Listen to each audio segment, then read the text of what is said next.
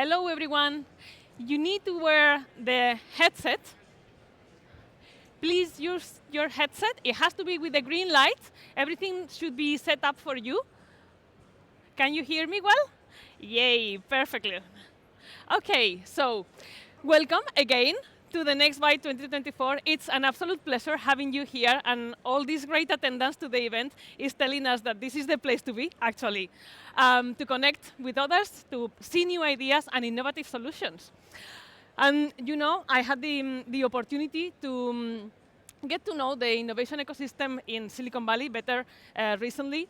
And it was great to see that actually, if you put together all the greatest mindsets, the brilliant ideas together, and you put all the elements for them to connect and to collision, the ideas, the people, they do collide, and the spark happens. And when this happens is where the true creativity and the transformation starts to happen. And this is what we are aiming for you to have here along these 2 days. So I hope you make the most of the event. I am Elvira Domingo, by the way, the Director of Programs Delivery in EIT Food, and I will be guiding you through these 2 days of the event.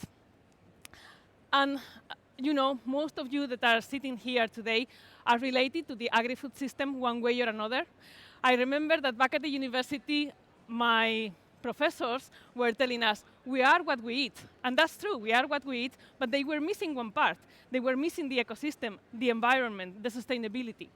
There is a powerful link between nutrition, well-being, and sustainability, and we will find a lot more about it along these 2 days. And it's not only that, we will also have some more knowledge and connection about the consumer side, how they perceive the agri-food ecosystem, what is a critical consumer, how do we define that, and also, of course, how the agri-food industry is being transformed, how we are using artificial intelligence to transform and to reshape the future of food. Also, and just to finish, because I really want to start with the first session today, what is not told, what is not shared, it's like it's not happening. So I will really encourage you through these 2 days to share in your social media with the hashtag NextByte20, is NextByte24. So please use it, share it, tell the world what's happening, because things are happening here. So please share it. And with this, yeah, I don't want to spend more time here. It's a packed agenda, but I promise it will be inspiring and challenging you to rethink on how we can transform the agri-food system. But yeah, as I was saying, let's start with the first session. And today, it will be about spark and do, thought-provoking impulses, and action-oriented debates. And to do that, I would like to bring to the stage with a round of applause to Jane Brookman from the partnerships team. Welcome, Jane.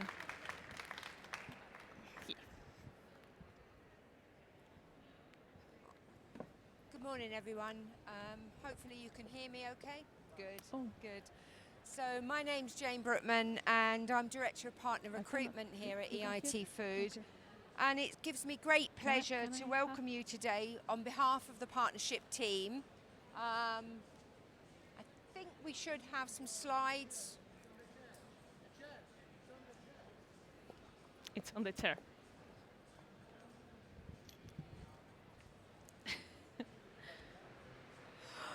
I'm not used to doing things myself, having to do my own slides. So how are we doing?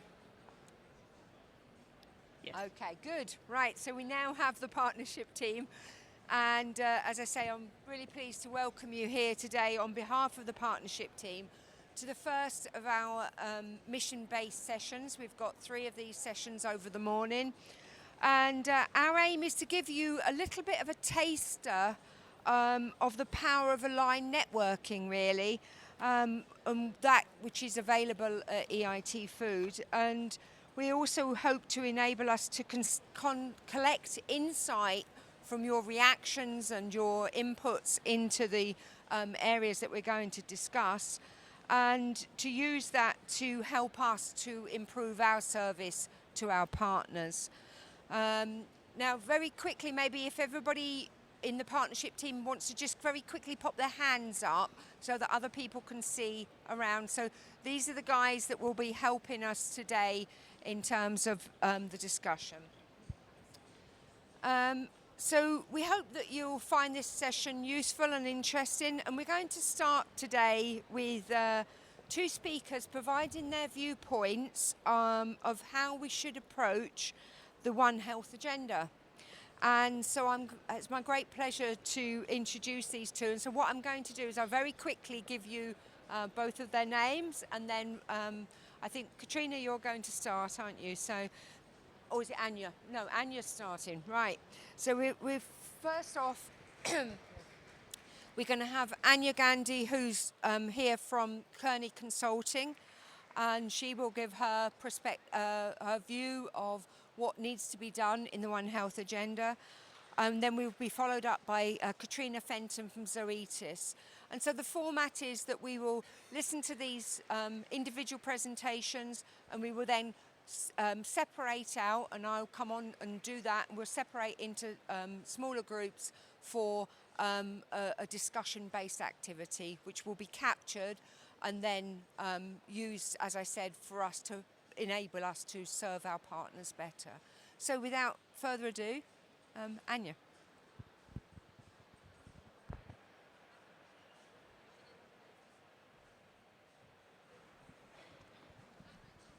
Okay, can everyone hear me? This is a new format. Thank you so much, Jane. It's wonderful to be here with all of you. So I know it is first thing in the morning, but let's start. Oh, there we go. Yes, I'm from Kearney. That is the big old K. And I want to start actually by having you all, if you will, if you'll look at the palm of your hand, and I'd like you to look at how wide it is, look at how thick it is, look at its size. And your palm, for you individually, if it was a piece of meat, that's how much protein you need at every meal. Not every day, every meal. I see some raised eyebrows. I don't get enough protein, and I know this fact. I leave you with it. Please take it away. But protein is so critical, as we know, right? And it's one of the first steps in having a healthy diet for each of us. We need enough protein. And then once we have enough protein, we need it to be a complete protein. And a complete protein has all 9 of the essential amino acids that our body needs but can't produce itself. And there's a few different ways to get a complete protein. We might eat a steak. We might eat a pile of insect protein, hopefully in a better form than this current one on the slide. We actually can't just eat beans, but we can eat a combination of beans and the right kind of beans and the right kind of rice or grains together, and then we get our complete protein. Now, if we're talking human nutrition, we need more than just a protein. So we might think about, am I getting too much carbohydrate when I eat all that beans and grain? Am I getting good fats from this steak? Is that insect protein going to taste good? And what insect am I even talking about? And so human nutrition is this beautiful blend of culture and taste and affordability and accessibility, and then, of course, all the nutrition that our bodies need. And it's wonderfully complex. And then we can add the supply chains that get us here, and we can think about how far we're transporting our food and how we're processing and manufacturing. And of course, we can also think about how we are growing our food. And I'm not going to spend a huge amount of time on the challenge because I think most of us know it.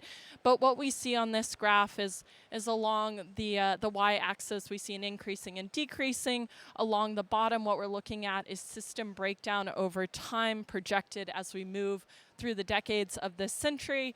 And we see with the blue line that food demand is expected to increase. Of course, we know population is expected to increase. And we need to address most of that by dealing with food waste at 17% of greenhouse gas emissions. We produce enough calories to feed everyone today, but we can't have food production decline. And we do expect, as we see in the yellow line, for food production to go down. And one of the major reasons we expect that is because we are degrading our soil at this incredibly rapid rate. And when we degrade our soil, what we're doing is we are literally creating deserts. We are desertifying our land. And then we end up with dust bowls. And at the same time, we are also driving a loss of biodiversity. We're in a mass extinction. And so our food system is sitting like this house of cards. And there's all the animals and the plants and the insects and the pollinators and worms that we rely on and microorganisms. And we're losing cards kind of left and right. And our food system is teetering. So we know that we need to change. And that brings us to this One Health paradigm shift. And One Health acknowledges that human, animal, as you'll hear my colleague speak about in just a moment, and ecosystem are interchangeable. And I know we live in cities and surrounded by concrete and buildings as we are in here, and yet the fact is we are part of natural ecosystems. Something that I find quite fascinating is Darwin actually didn't say survival of the fittest species. He said survival of the fit. And fit species fit their ecosystem niche because they make the whole ecosystem healthier. So the question for us is, how do we become, again, a fit species, a healthy ecosystem member? So let's go back now to our 3 protein sources, and I have one more interactive thing for you guys. I would like you to please hold up the number of fingers that corresponds to the protein source that you think is best for humans and the environment at the same time. Yep, lots of, I'm seeing 2s, 3s, 1, a couple 1s. Okay, cool, but a lot of 2s in there. There's a few 3s. That makes sense. I think that's fair. This is me. I've spent most of my life trying to answer these questions, so a couple of decades, and that is partially because I grew up on a regenerative farm in Oregon. My dad is a doctor, my mom's a nutritional counselor, and so this was dinner table conversation for us. I got a couple of degrees at Cornell University in sustainable agriculture, and then I worked on regenerative and conventional farms and ranches in Australia and New Zealand and Texas and Oklahoma and these different places. And I have seen regeneration done at the 1 acre small farm level, which is what a lot of us think about, that kind of idyllic look. But I've also worked on farms that were doing regenerative practices at over 1 million acres. And so regeneration can be done at scale is one of my takeaways today. I then worked at Google, I worked in ag tech and climate tech, and now I work at a consulting firm helping big companies make their supply chains more resilient and regenerative. I think I was meant to work in consulting because my answer to the previous question is, it depends. I'm about to talk about corn. It's my only corny joke of the session. But it depends because regeneration is nuanced, it's localized, as we heard earlier. So let's walk through an example of how I see this One Health paradigm shift if we are talking about corn and soy. So corn and soy is about 90 million acres in the US. It's another 100 or so if you add in Latin America. And the way that we're typically growing it is it's monocropped, it's annual crops planted every year. We're applying lots of synthetic nitrogen, which is responsible for 2% of global greenhouse gas emissions. We're using mined phosphorus. We're applying insecticides and herbicides and so forth. And then, of course, we take so much of that grain and we feed it to livestock that are raised and grown and kept separately from where we're producing our crops. And so in this system, we've got huge runoff into our waterways, and we are literally suffocating the wildlife in our waterways. And at the same time, we've got massive amounts of pollution into our atmosphere and so forth. And so one of the first steps that we can take is we can add no-till and cover crops. And so when we're not tilling our soil, we get better soil structure, and then that holds water better during both drought and floods. And so we're losing less of our soil. And we can add a cover crop. And so we plant that in the fall, and then it protects the soil over the winter instead of this bare soil being exposed to elements. And then we end up with this interesting thing come the spring. So we've got our cover crop and we're not tilling our farm. And we want to do with that cover crop is we want to get it into the soil so it adds organic matter, and so we can actually be building the soil so it can sequester more carbon. And this is where I start to say these steps bring us to sustainable, but they don't bring us to restorative or regenerative, because we've got this critical moment of how do you get the cover crop out in the spring. You've got just a couple weeks where you can get the cover crop out, and you've got to put your next crop in. And if you're not doing tillage, you're kind of in a bind. And so where a lot of farmers turn is they use an herbicide on that cover crop. And so it kills off the cover crop, but it doesn't get it into the soil. And now, of course, we've got a tractor run and you're applying an herbicide. So one of the next steps that we could look at taking is,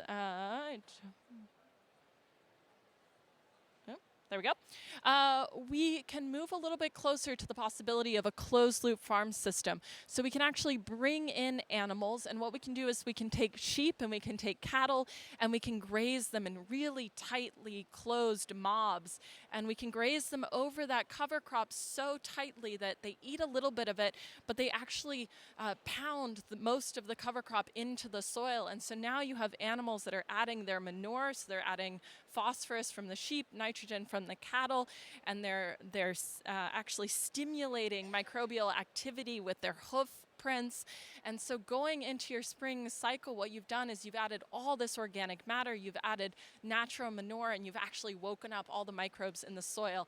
And that's everything you could ask as you set yourself up to plant in the spring. And so now we end up with this interesting thing. We're having animals on the land in the same way that natural ecosystems are always plants and animals together. We can actually get a healthier, lower input system that we're building. It doesn't mean that everyone can eat a steak every day, and so we do need that insect protein, and we start to ask ourselves, can we use insect protein or mushroom protein in every bit of pet food that we make? Can we use it in our protein bars? Can we use it in all the places where taste is still going to be okay? And then again, we are taking a step further towards regeneration, towards biomimicry. And I don't have enough time. I would love to talk food forests and how we can do vertical farming outside, so you're not bringing in all these inputs. You don't need tons of energy, but you've got trees at your top layer where you're getting your nuts and your fruits, and then you've got your bushes at your medium layer on this kind of outdoor vertical farm, and then you've got your crops, and you've got animals cycling through with your crops, and that's breaking up pest and disease cycles, and so you've got healthier animals and healthier plants. And so my call here is really for biomimicry, because what we know is that regeneration is resilience, and resilience is money, because we have to bring the business case into this. And I'm just going to use a drought and flood example. We see on the left here in drought, crops can last when the soil has been well maintained anywhere from 5 to 13 days longer during drought. We see much higher yields under drought conditions when we've cared for that soil. Similarly, on the flood side, because the soil can maintain its structure when we've cared for it, we actually see plant emergence even in flooding conditions. And so as climate change advances and the bad years are becoming the new normal years, investing in this now so we have strong, resilient farms is absolutely critical. And it's going to pay dividends not only for farmers, but also for all the businesses whose supply chain rest and rely, which is quite literally every business relies on our food and agriculture supply chains. And so my calls to action, and I'm almost done because I think I'm at time, but the first one is, let's build business cases that meet the 21st century, because consumers are in a different place. We have some very cool research out of Kearney I'd be happy to share, but consumers are in a different place. Our risk profiles and the importance of resilience is in a different place, and of course regulations are in a different place. There are intersections between crops and animals and so many more places that we can leverage. We have to bring the nuance. There is no one simple answer, one simple protein source. Biomimicry, I will always make a call for it. And let's step back into being healthy ecosystem members. And what we do see is that a lot of companies are recognizing the benefits to this. Right now, 50 out of 79 food and agribusiness companies say that they're working on regenerative agriculture initiatives. There is a business case there if they are doing it. And my closing invitation for all of you is, we are right now partnering with a large U.S. rural lender.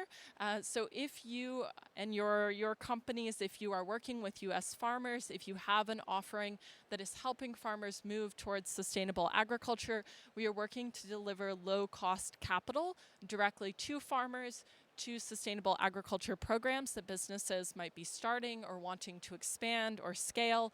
And then we are also working to build out that partner ecosystem. So please come find me or find my email if that's relevant to you. Thank you so much.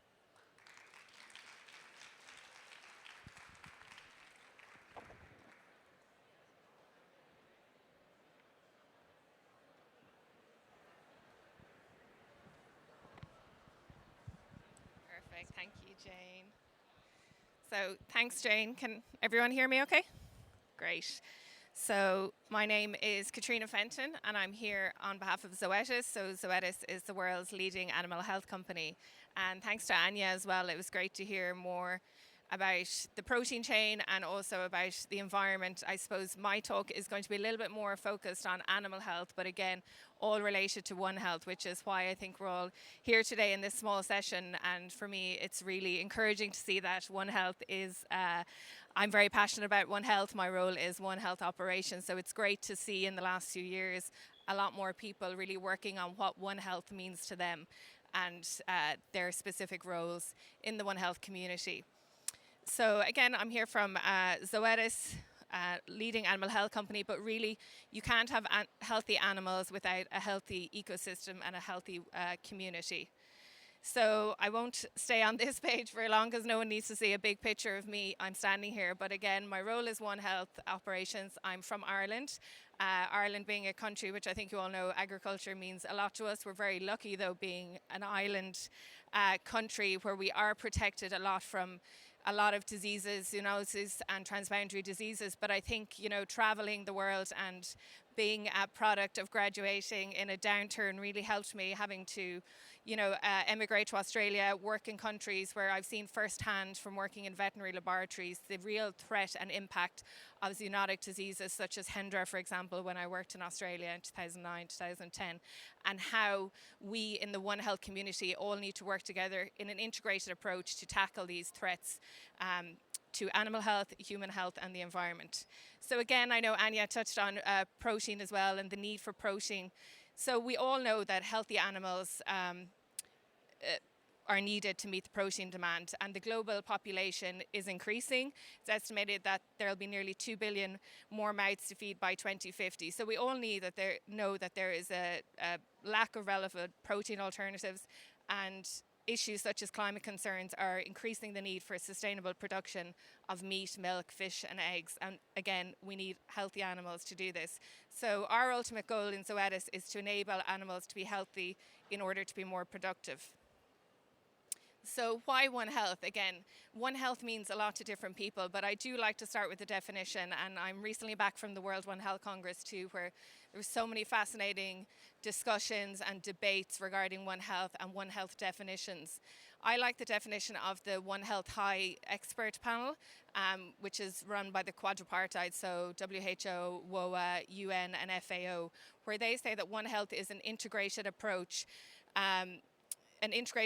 which aims to sustainably look at the health and sustainably optimise the health of humans, the animals and the ecosystem as well. So we know now that the environment obviously plays a role, but it's more about the ecosystem that we all live in and the interconnectivity and the interdependence of each in the One Health approach. So when we're talking about One Health, we as Zoetis really look at how innovation in animal health, it must always include One Health solutions. And I think we really put this at the forefront. We look at strategic and collaborations in order to do this. So I've given 4 examples here of how we look at strategic collaborations to improve One Health. So the first would be innovative solutions, innovating for sustainable solutions. We have many different examples of this, but one, I think Danone are probably here, but we have an innovative partnership with Danone, for example, where we utilise the power of genetics for dairy cows. So by utilising innovative tools, we can increase collaboration and enhance the long-term resilience, for example, in this case, for dairy cows, again, using the power of these tools. Antimicrobial stewardship. We promote the responsible use of antimicrobials, antibiotics in both human and veterinary medicine. And we promote this, again, by utilising prevention as a key tool, but also diagnostics and the use of better husbandry, animal husbandry, nutrition, and again, vaccination as a tool. So when it comes to access to veterinary care in emerging markets, I think, again, the One Health approach and the One Health community, we really need to look at the underserved communities that may be underrepresented when we look at strategic tools and collaborations. So, for example, we in Zoetis, we collaborate and co-fund an initiative called ALPHA, so the African Livestock Healthy Livestock Production Initiative, which is now in its a new initiative, which is Alpha Plus. And we look at countries in sub-Saharan Africa, and this now includes livestock as well as aquaculture and poultry, and look at how we can support smallholder farmers in these countries. And what's great about the new Alpha Plus initiative as well is that the approach is gender intentional approach. We look at how we can support and break down barriers to gender intentional support to smallholder farmers and sustainable production of healthy animals. And combating diseases. I suppose when we think about One Health, combating diseases really is in the forefront of my mind anyway, and I'd like to think everyone's, because really reducing the disease burden is how we can protect animals and then in turn human health as well, and the health of the environment and the ecosystem. So as we know, about 75% of emerging infectious disease have an animal origin, and therefore that highlights the need to reduce disease burden in animals to protect humans again. And we look at, through our Centre for Transboundary and Emerging Infectious Disease, of which I'm a member, internally, we and our scientists who work for Zoetis look at about 200 diseases of both zoonotic and transboundary infectious disease origins. And we look to protect and look at the biggest threats that are there to our production, animal health production, and whether this is protecting endangered species in zoos as well, providing vaccination, and again, emerging tools and technologies. So there's a nice graphic as well of the One Health approach, and I think we've all seen how it's all about interconnectivity and collaboration. And I'm really looking forward, I suppose, to discussing what One Health means to all of you in this community. It's my first time really connecting with the EIT food community, but I think it comes back to the common goal, whether it's another example of One Health that I work in, which isn't as relevant to livestock in certain areas, but is a great One Health example, is I work on rabies eradication. The nice thing about that is we all have a common goal to try and end human deaths by canine-mediated rabies by 2030. And it reminded me, when I saw the name of this, the next bite, to me, I work a lot in bite management, which is dog bites from rabies, but it just shows we're all so connected, and we really need to be collaborative and come together for a true One Health approach, whether that is regenerative or sustainable agriculture, protecting animal health, protecting human health, and ensuring that we have healthy and sustainable food. So I think that's the end of it. So again, really looking forward to a lively debate and discussion, and thanks to Jane as well and Anya for the opportunity.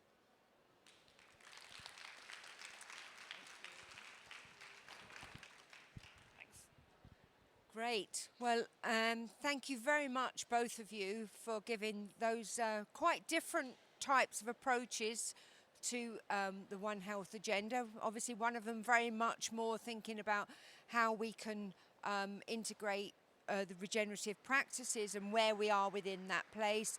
And I also quite like the rabies idea, but hopefully that we won't get too much of that today. But yeah, and also thinking about maybe the One Health from a slightly more specific area in terms of the animal health and what part that will play. Now, for the next piece, we'd like you to take part. We'd like some interaction here, and you will probably notice that there's been sudden movement around the room. And we invite you all to basically go and congregate around the groups that you are in the 4 sections. So I think that will be just as simple as probably the lady in red and the gentleman in green come to this one, and behind that to go to there.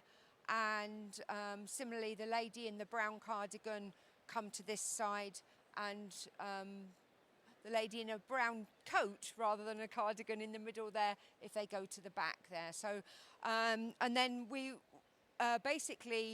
will then start to, I think we'll probably all take our headphones off then and actually talk to one another.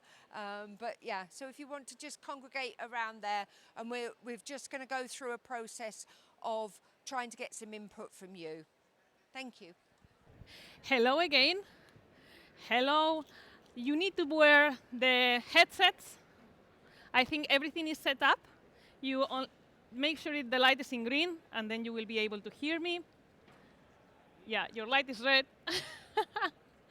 Just press the, no, not yours, behind you. Just press the button. Yes. Okay, all good. Thank you for coming back. We have now a very, very interesting session on a topic that I really like, that is microbiome, and the microbiome magic to transform and, and make the agri-food sector more sustainable. Now, you please be ready to hear more about the groundbreaking potential that the microbiome has to revolutionize agriculture, increasing productivity, decreasing the amount of water that we need in our crops, decreasing as well the amount of antibiotics that we are using on animals. But of course, not only that, they also have a very important role in our health. They have great potential as well towards or changing the shift that we are having on plant-based alternative proteins and food waste, transforming it into valuable products. But of course, our next roundtable has a lot more knowledge than I have on microbiome, and I really can't wait to listen the endless possibilities that the microbiome has. And with this, I would like to introduce to our moderators, which are Yvonne McMill, Partnership Manager at the University of Reading, and Luca Simone Coccolin, Professor at the University of Turin on food microbiology. Welcome to the stage. Yes. So I hope that you all hear me. So first of all, thank you very much for your interest and for being here. We are very enthusiastic about this session. When we constructed together with Yvonne, we really wanted to have the microbiome message spread all over, because we really believe that microbiome is really an enabler in order to meet a lot of, or let's say, goals that right now we have in our agendas. I mean, microbiomes, as Elvira has said, they are very useful in different fields and in different parts of the food system. The way we have constructed this roundtable or this event is really to make sure that everybody is aware that microbiome is not only useful for our health.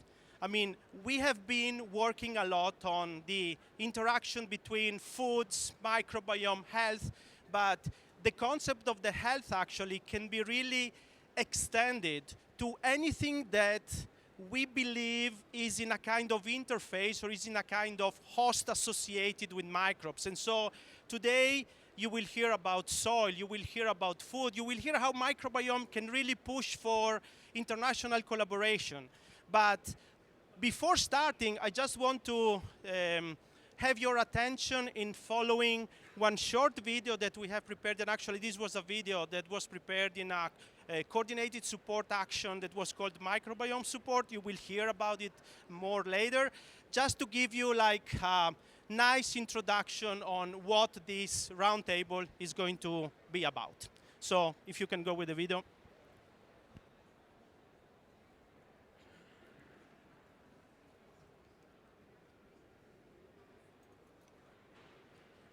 Oh, yeah.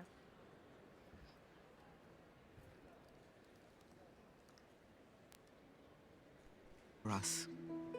These tiny microbes are everywhere. In the soil, in the water, in the food we eat, and even in our bodies, especially in our gut. Microbes play a key role in food preservation, production, fermentation, and even help us get rid of food waste. That may sound like we're talking rot, but microbes may even be able to keep the soil healthy and combat pollution too.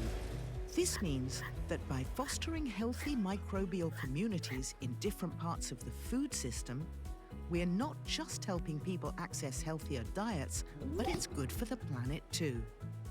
Thanks to research, we're learning more and more about the microbiome every day.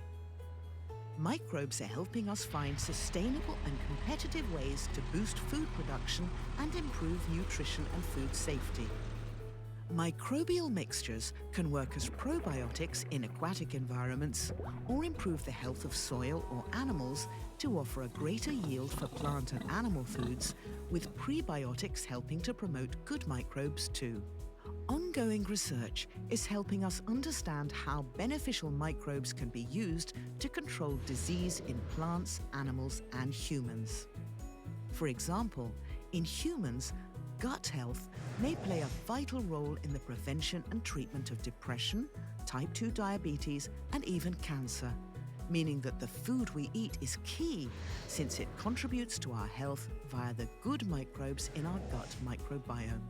By understanding potential issues and challenges in using microbes, we can better calculate the risks and benefits for environmental, agricultural, animal, and human health to make informed decisions and educate people on their use. The exact role of microbes in the food system is still being investigated, with many unknowns being unraveled in ongoing microbial studies. Support us at www.microbiomes.eu. Okay, so I really believe that this video somehow has increased your curiosity around microbiomes, and at this point I give it back to Elvira to introduce our panel. Thank you, Luca. Indeed, still lots of things to learn about the microbiome, and for this we have our experts today joining us. So please join me in welcoming Craig Johnson, co-founder at Innov, Dr. Grace O'Gorman, Head of External Affairs at UK Agritech Centre, Piet Bogaert, Innovation Lead at Cargill, Tania Kostic, Managing Director at Microbiome Support Association, and Fanette Fontaine, Microbiome and AMR Specialist at the FAO. Welcome to the stage. If you want to pass it. Okay, Yvonne, Great, thank to you. Shall we all have a seat?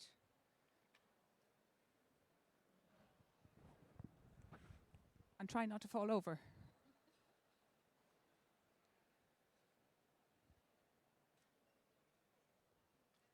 Okay, excellent. So thank you all for being here today. And I think this is a very interesting topic. And if you're like me, if I put my nutritionist hat on, I think of microbiome and the gut. But as the video has shown, it's a lot more than that. So I'm going to start off with a question for Grace. So Grace, I'm going to stand now. What are the opportunities for microbiome innovation in the agri-tech sector? Or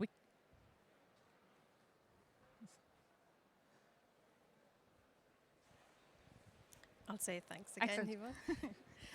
And welcome everybody. I think what was really obvious this morning from the open plenary is that microbiome research and its importance has gone really high up the agenda.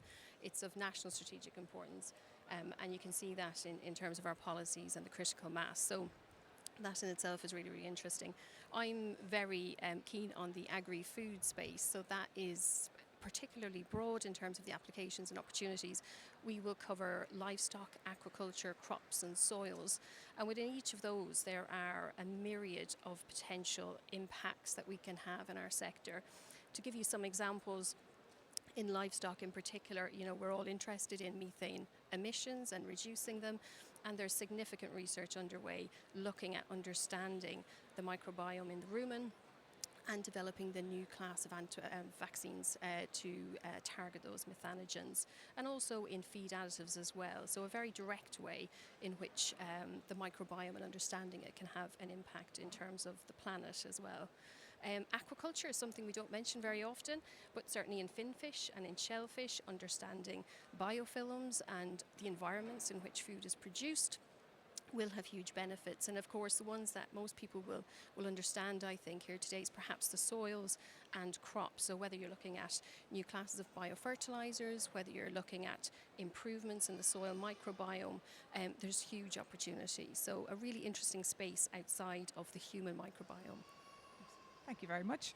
And just so what you've spoken about, for me, maybe in my mind, I put that in the European perspective.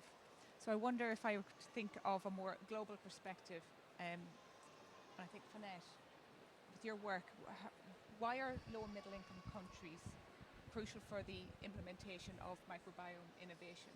And I can imagine there are many, but what would those barriers be for implementation? Thank you for your question. So maybe I want to give just few numbers. For example, if you look in human microbiome data, most of the data are coming from Europe, Canada, and US. It's more than 70% of all data that are available. But if you take just Pakistan, Bangladesh, and India, it's a quarter of the population. So you can, and it's only 1.8%, I think, of the data that we have on microbiome. So if we want to meet and to the sustainable developmental goals, we cannot ignore a population and what's going on in soil, plants, animals in low and middle income countries. So it's really important to push for more research in those areas because that's maybe in those countries where they have to meet most of the challenges that we have today, climate crisis, food insecurity, malnutrition, double burden of malnutrition, obesity and undernutrition. So it's really important that we collect more data, knowledge on what's going on in this area if we really want to fight. So, and there is also another aspect that maybe we don't think about. In some of this area, microbiome are really preserved because we are not having the same type of agri-food systems and practices. So we might still find also more biodiversity, discover new type of bacteria, new type of fungi, new type of microorganisms that can be really important. But I'm saying that not only for bioprospecting, but also from an ethical point of view, to have a better understanding and help population locally. So I think you asked about the barrier. Barriers, yes. So of course, for the moment, there is. So I just mentioned the lack of data. That's the first thing. A lack of awareness is also a major issue, and of course, the cost of certain of these studies are a big barrier. So you don't have lab facilities, experts, people that are trained to do this kind of analysis. So that's a major type of barrier. When we talk about some innovations, some products, you don't have regulation in place in most of these countries. So that can be a big barrier if you want to apply the solution. So I think that's the major one. They sound quite major. Are there solutions? I probably shouldn't ask this quite now, but are there solutions on the horizon? Or is that the longer? Yeah, I think Luca mentioned cooperation. Yeah. So already doing some South-South cooperation or European country. I think European Union is already contributing a lot to help certain country to train people locally. So this type of cooperation, but you really need and you can help also with a regulatory framework, with some policies, through policies. I think that's possibilities. Yes. Okay, lovely. Thank you.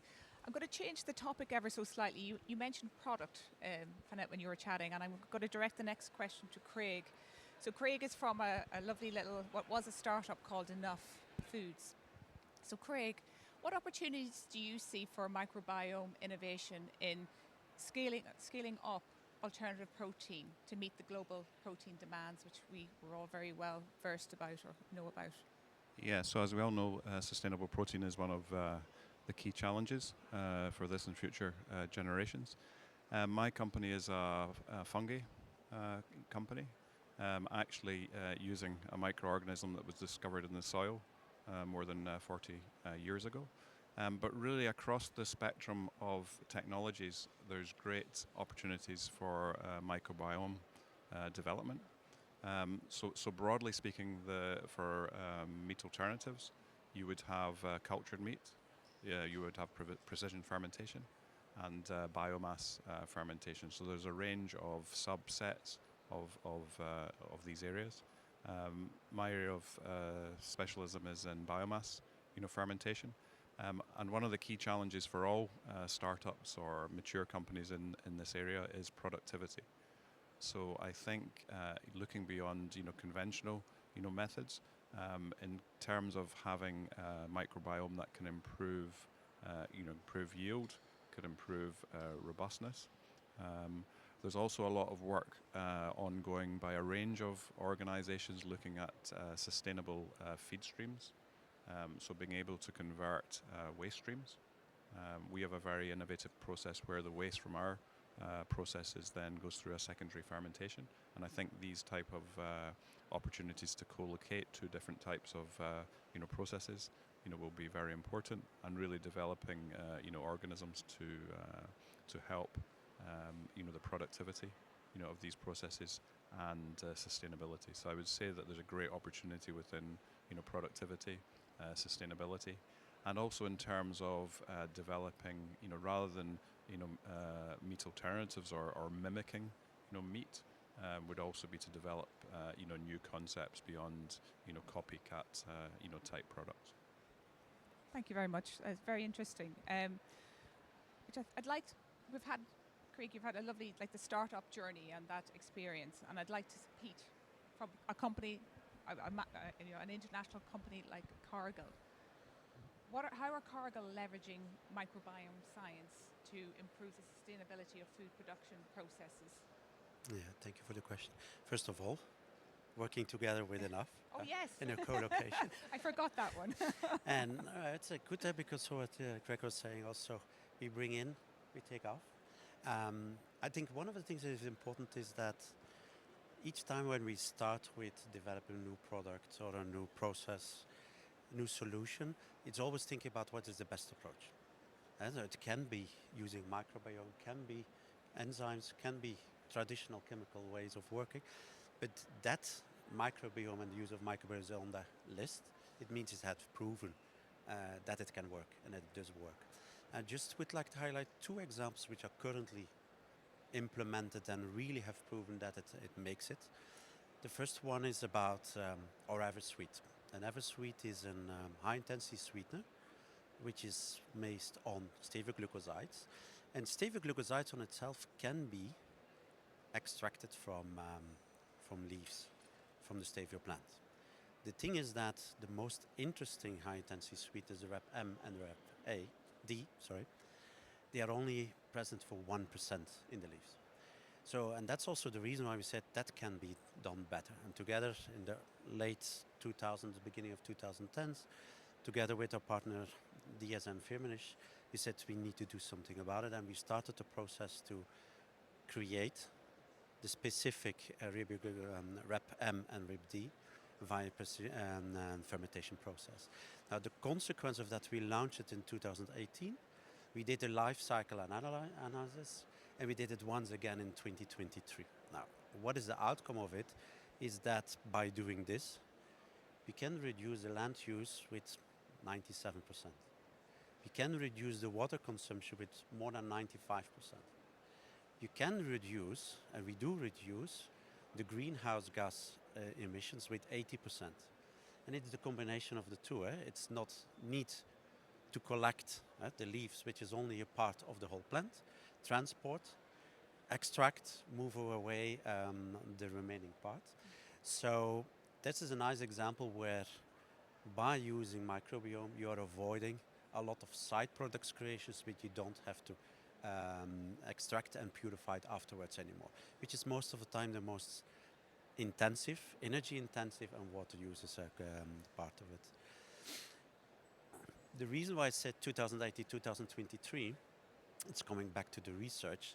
At the moment, when you have something on the market, it doesn't stop. You need to continue to innovate, work together, because you always can improve your processes. And that also ended up in those few years with doubling your yield. Second example I want to give is just highlighting it again, is that something we use already for years and decades is the production of biogas. And when it started in the 80s, the 90s on a larger scale, we were using the easy accessible carbohydrates. But over the years, because science evolved, those easy accessible carbohydrates have been transferred not in biogas, but in products which can be used for food and feed. Which means they have a remaining part, high cellulosic virus, which you had to do something with it. And there, a lot of university, a lot of companies have worked on it. How can we make that accessible? And so the circle is continue, and the biogas is at least taking out a part of the energy consumption which normally is coming from natural gas or oil. Excellent. Thanks very much. It's very interesting to hear the effect of where the microbiome is across the whole of the food system. As I said at the beginning, I just think of my gut. But with that in mind, Tanya represents the Microbiome Association. What gaps do you think what gaps need to be fulfilled in order to really implement and harness the benefit of the microbiome to really transform food systems? Because I think we've heard a lot here. Yes, thank you for the question. And I think some of you might think that my answer is repeating a lot.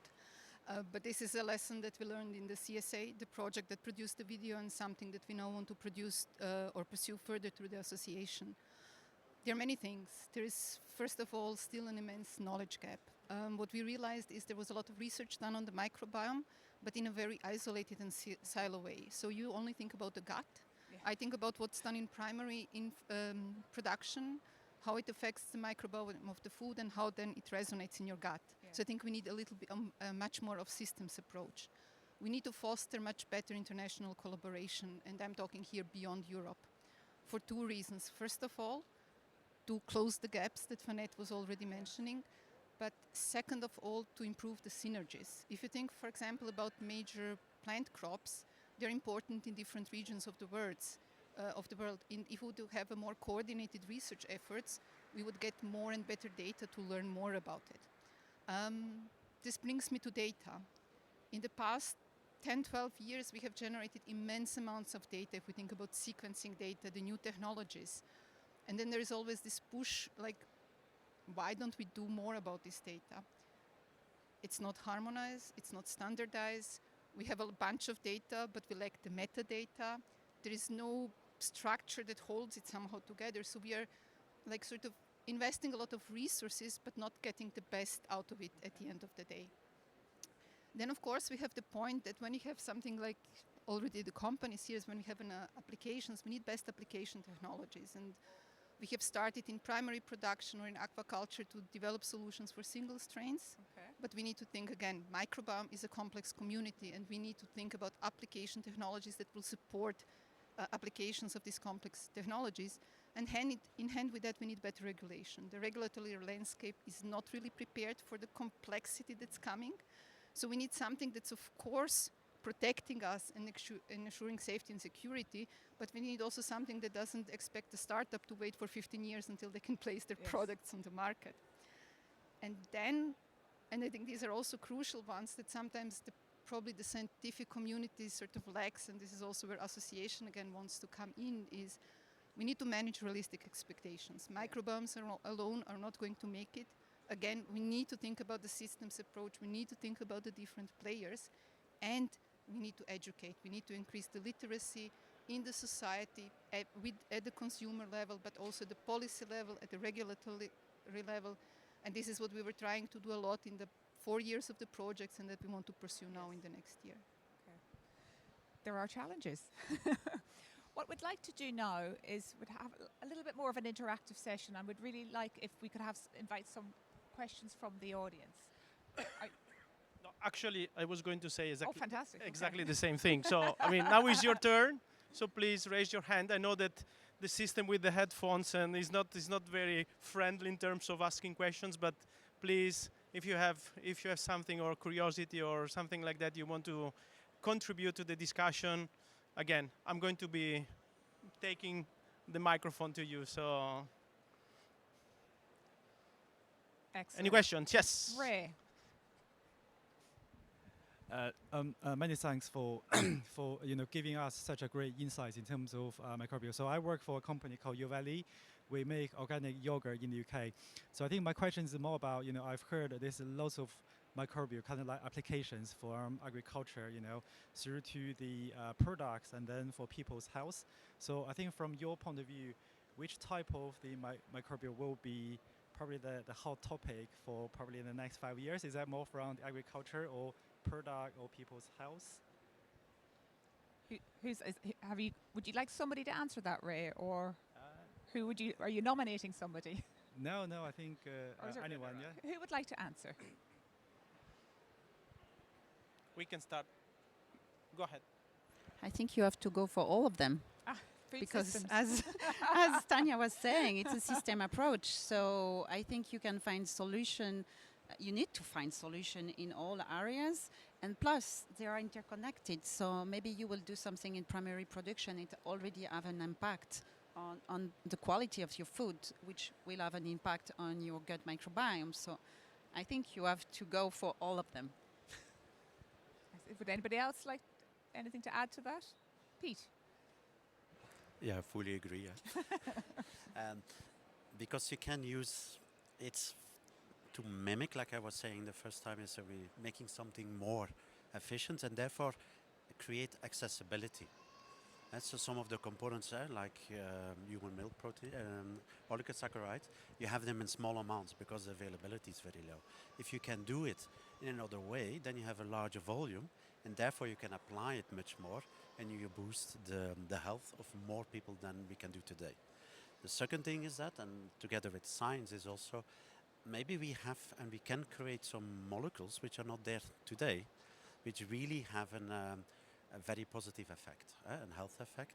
So yes, I believe also we have to focus on multiple approaches. Thank you, Pete. Yep. That is difficult now. Thank you. Can you, okay. Perfect, Thank yeah. you all for the very interesting topics that you brought up. My question would actually go. I'm really bad with names. I'm sorry, but it is for you. So I'm really sorry for that. Yeah. So you mentioned that unfortunately we only have a very, very limited number of data for a big percentage of the population. And you mentioned that we have a lot of information for Europe, US, and Canada, if I remember well. But I feel that we have a much more boring microbiome than the other countries, that although we have less data, if I can call it boring, but at least less diverse. So out of the few data that we have from the other countries that they also have a long tradition with fermented food products, what is the extent of variability that you can observe? Thank you for your question. This is really technical, I think, but I think what you pointed, it's at least in human data, you see much more biodiversity in the gut microbiome, and I think it could be true also for soils and different environment. And it's what I was mentioning. I think we can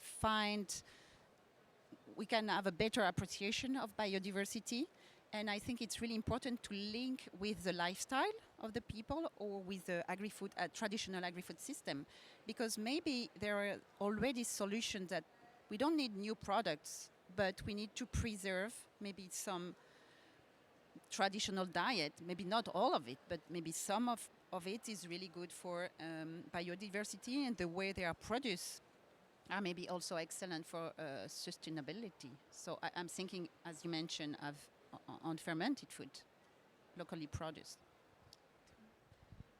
Perhaps just to add again a little bit of system spin, there has been shown recently what was called the Anthropocene effect on the plant microbiome. So we know that the way of more industrialized plant production also reduces the diversity of the plant microbiome. And we have microbiome in every higher organism, and we know that with the way how we are now working and producing and living, we are reducing that diversity.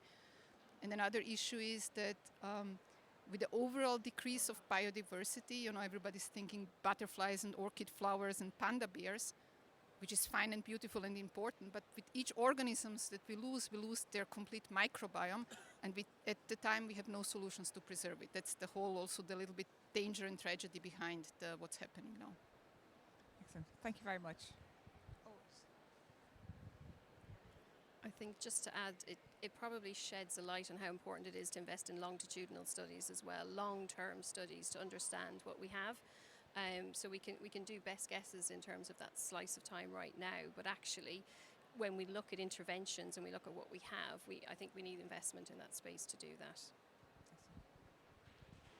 Just say maybe boring can also be good, yeah? So we are using an organism that's been around for a while, but the biomass doubles in size every 5 hours, which is frankly incredible. So I think it's a balance of diversity and for the right type of application. We're going to coin that. Boring is good.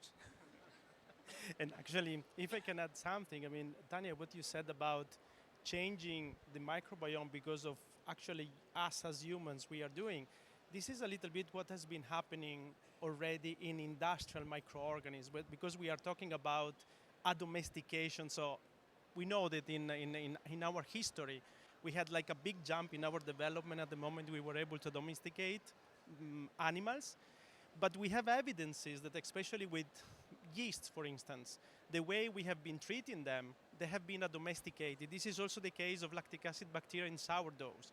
So to me, is extremely, extremely important also what we are trying to do as a community about saving the biodiversity of microbiomes. And here there are some initiatives around Europe that are really looking at ways of trying to preserve and then apply also microbiomes.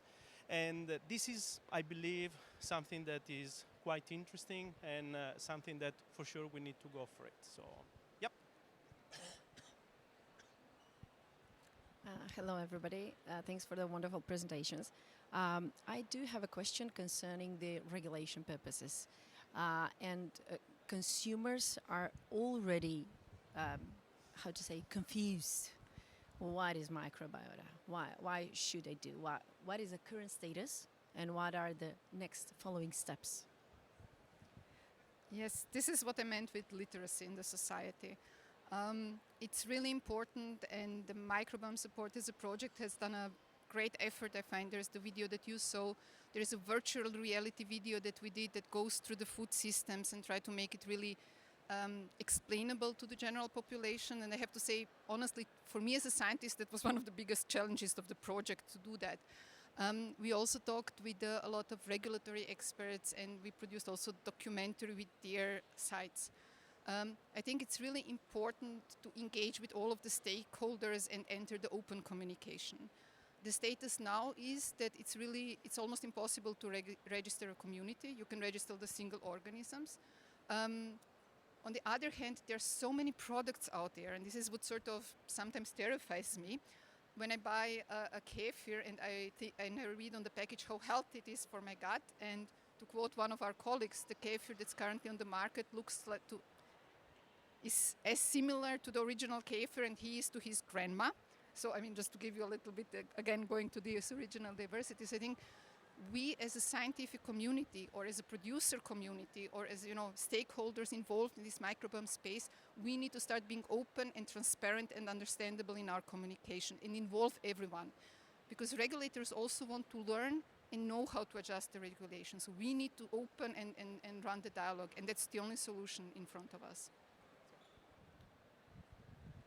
Yeah, and studies have shown that indeed fermentation and products which are fermented are closer to the heart, because people have yogurt or sauerkraut, they know it. So it's easy to accept if something is fermented, and kombucha, at the end a lot of people takes it in, and it's also fermented drink. And what they also have seen is that the Generation Z is more accepting it. So also from the future part, regulation is important there, but also from an acceptance perspective, it seems to be that the newer generation, the younger generations, are more open to it, because they do understand that if we want to be successful in giving food to everybody in the world, we will have to do some changes in our food production. And they see that using microbiome can be really a good option. So we have to work on it, we have to continue work on it, but the future looks good. And just to speak a little bit to the future of regulations, I suppose hot off the press, if you're in the UK last week, the Regulatory Innovation Office was announced as something that's going to be launched and looked at all sorts of cutting edge technologies where regulations need to be addressed. So whether there's a lack of regulation or it doesn't make sense for companies, startups, SMEs. So watch this space. So we have been through that process and filed with the FDA GRAS submission, which was approved, but it does remain a challenge, depending on the novelty and track record of the products, or the organisms. And one thing that can help is that we co-founded a grouping of fungi companies, Fungi Protein Association, and there's various tracks on that. One of them is education, but another key one is is regulatory. Looking at how to navigate the landscape, across the globe. But even in this kind of subsection of the overall community, it is quite complex and also quite challenging depending on some of the nuances. And for many of the startups, here, this will be one of their core milestones, and it is a difficult landscape to navigate. But groupings can help and develop some critical mass. There's similar associations for cultivated meat and precision fermentation. Thanks very much. And to add to the level of confusion, it's not only the consumer that is confused with this terminology. A lot of times it's also us as scientists, and it's the overall scientific community that we are confused with exactly what we mean with microbiota and microbiome. And so we need to work. There is a question on top here. Yes, thank you. It's to Cargill, because I know that the purchasing power, the power of the food system is increasing for Cargill and the industry sector compared to like the farmers. So if we're gonna change the food system and improve the products that are coming into the market, you are a driving force to doing that. So I would like to hear a bit more about your investments for not just sugar and oils into very industrialized products, but to all these new types of microbiomes into our food. What is your investments? How much are you willing to change your business model into better and more sustainable food? So, thanks for the question. There are multiple questions, I think, in one. One of the things we are investing in, and it also has we have, for example, a business which is focused on specialized nutrition. We have a business unit which is focusing on meat and dairy health, where we are investing. If I take specialized nutrition, it's really looking at how can we improve the final consumer product. And what I was saying before, we do invest in precision fermentation to come up and make sure that we can produce, for example, certain oligosaccharide, human oligosaccharide in a better way, so that it is more accessible. And if you do that, then and you start where we maybe are at the moment, a lot is on infant nutrition, that you go to the grew up people and to elderly people. So our investment is really in there, taking science, taking what we can learn from what the community has developed, and see how we can boost that up to a higher level. With always in mind, at the end, we want to feed the world and food the world, and making sure that a lot of people have access to the best food which is available. And it's not easy. It's still a long way to go, but that's where we are investing in.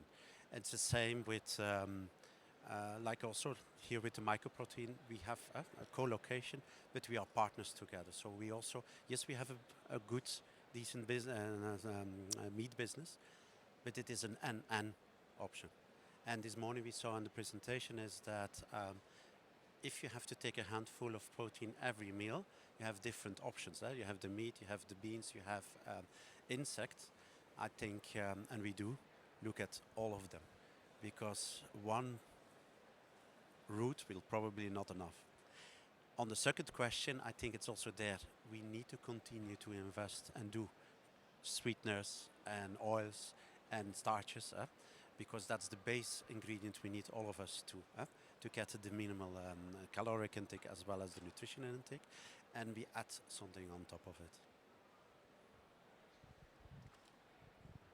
Yeah, I think it's a very interesting question how multinationals deal with some of the problems, and from personal experience, I think companies like Cargo can help work with a range of startups. Whether that's providing advice, providing facilities, moving to co-location. But it goes beyond that. So I'm based in the Netherlands, and I work with Cargill and other partners on a couple of initiatives. So one is kind of net positive, so really looking at the whole food system. And we were also working on a project called Low Food, which is really looking at very innovative ingredients with a range of chefs and other creatives. So there's an education part of that, as well as the technical part. And I think large companies can really help with that with that ecosystem. So I think there's what the large companies like Cargill do themselves, but there's also what they do to help the community and help help companies grow and be successful. Thank you. I'm Mariana from EIT Food, and I've got really interesting insights from all of you. And my question is around, so going from boring is good into innovation and new products.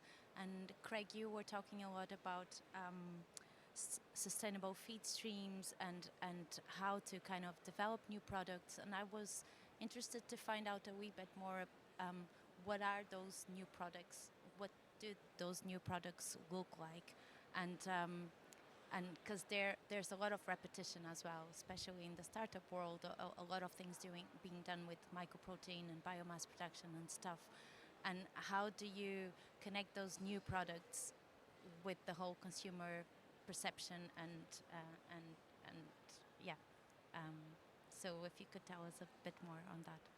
Okay, thanks, Mariana. I think it's a really interesting theme, and there's quite a lot of companies and presentations on valorizing waste streams. When I look at these, because I've looked at various for us to use in our process, and I've also worked with some other companies, probably the key thing I look at first is the kind of techno-commercial aspects of it, because a lot of these will look very interesting on paper, but when you really get into the nitty-gritty of it, there's transport costs. So I'm native of Scotland, and there's quite a lot of companies who've been established around about whiskey waste, producing some really interesting renewable products from whiskey waste. But there's a lot of distribution of distilleries in Scotland. So you look at the the very specific logistics. But I also see there's interesting companies using GreenSpot is one that uses tomato waste. There's also several companies, or many companies, round about waste from breweries, and clearly there's a lot of breweries. I think it's probably as well as the science, I would look at the the economics and the critical mass. And I guess also a key thing is certain companies or countries, or regions have particular nuances in terms of their diversity, and really there's probably a regional or local focus based on the processing like whiskey in Scotland. Okay, I think that we have last question. Yes, thank you very much. I'm just going to ask a very simple question from a farming perspective. We know that you can do a lot with these products, microbials, whatever. I mean, you can start from the ground up. How do you actually sell these benefits to the primary production so that you see that they will actually start utilizing and using it? How do you see that should be done so that we would get it really up there and be a mainstream? How to do that? Knowledge transfer, seeing is believing is the normal thing for a farmer. How to do it? That's an excellent question. I'm looking at Grace for the answer. I think you've answered it yourself. Seeing is believing. That was what was literally on the tip of my tongue. But I think you're absolutely right. There's a little bit about really demonstrating, showing and telling, and that has to be based on proof that it works. It really has to work, not only in the lab, but as it's translated out onto farm, and for lots of different systems. So you're talking about, products and services developed for microbiomes that really need to suit the farming system that you're in. And so to do that, we need to involve farmers in the development of it. So I always see farmers at the front line of innovation, and having them involved right at the beginning is the way you succeed in doing that. So definitely start with that right at the beginning. Anybody else want to add to that? No? Okay. Thanks very much. I've got actually another question, and as we're in an EIT food room, we know that EIT food likes impact.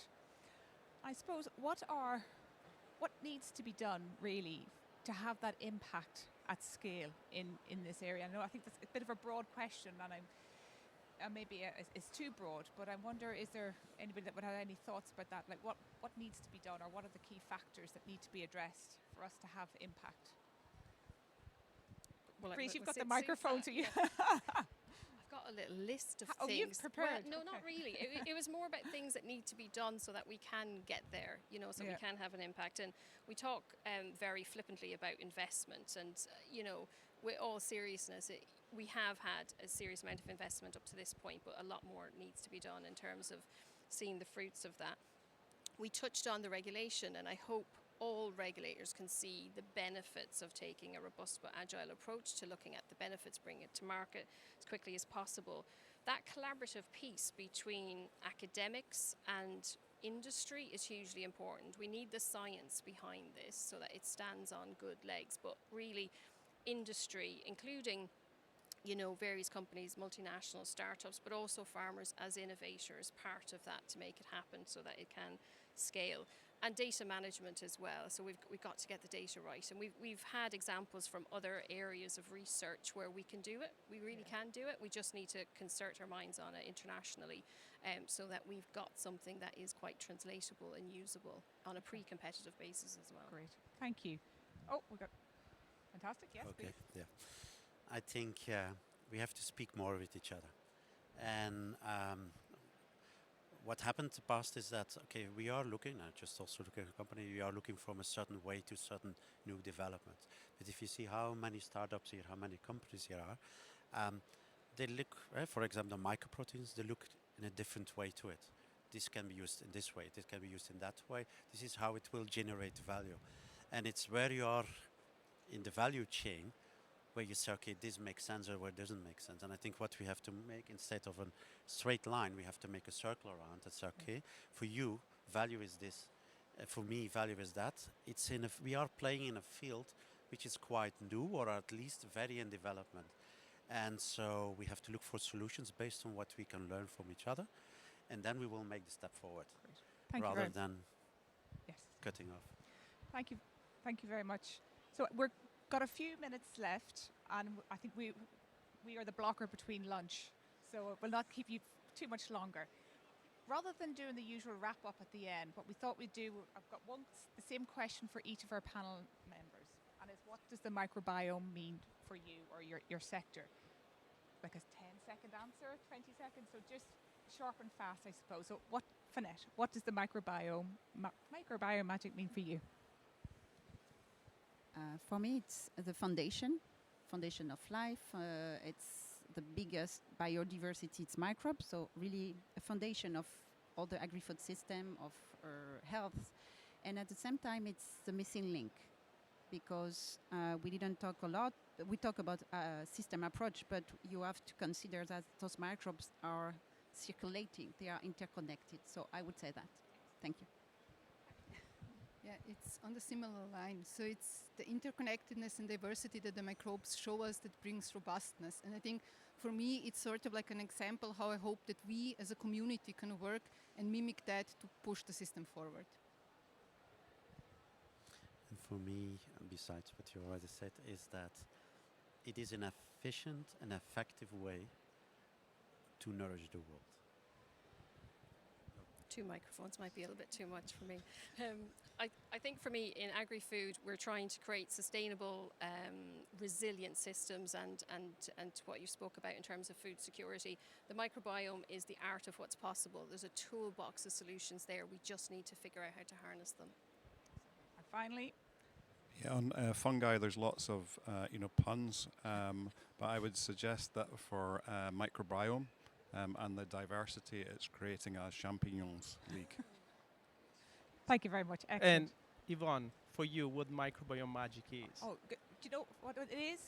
For me, it's collaboration. I think if you know what my job is, you'll know why I'm saying things like that. But I think what I'm hearing here is that we really all do need to work together, and that collaboration is key. Thank you very much.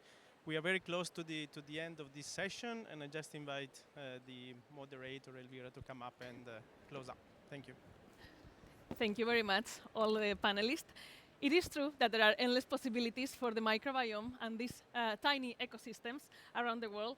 There are some challenges, like the lack of data or lack of awareness, but there are plenty of opportunities, and that is clear through fermentation, through generating new concepts as well, and it is all driven by collaboration. You have said it many times, collaboration through farmers, startups, corporates, and the research, of course.